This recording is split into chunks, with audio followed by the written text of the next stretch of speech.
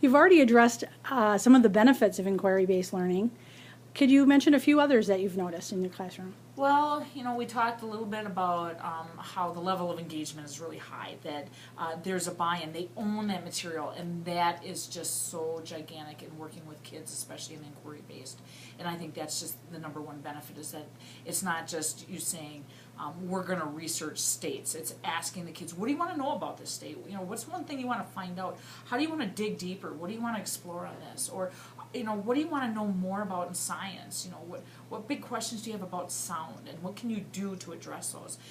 So you're giving them a lot of ownership, and because you're doing that, you're giving them some choice. And when you give students choice like that, they tend to really take a lot more pride in that particular piece of work. I get better products back, whatever the end result is going to be, but just even the amount of material that sticks with them. You always remember the stuff that you yourself initiated.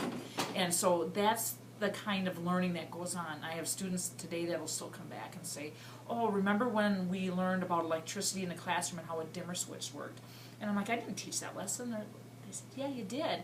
And the way that you did it was you gave us the equipment and said, ask questions and let's learn. Figure it out. And so those kids still have that. The student I had this conversation with, she was in my very first class 22 years ago.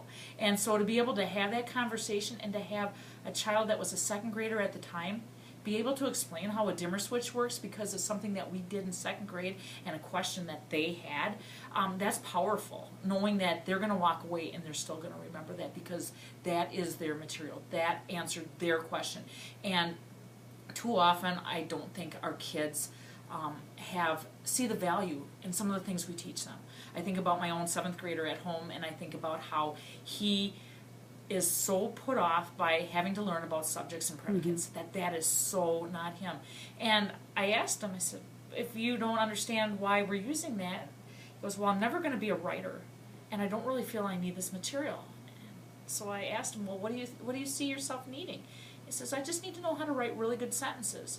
Well, along the way then, what is something that you have to know? What do you have to learn about? He's like, well, maybe I do need to learn a little bit more about what makes a good, what makes an adjective work or what does this.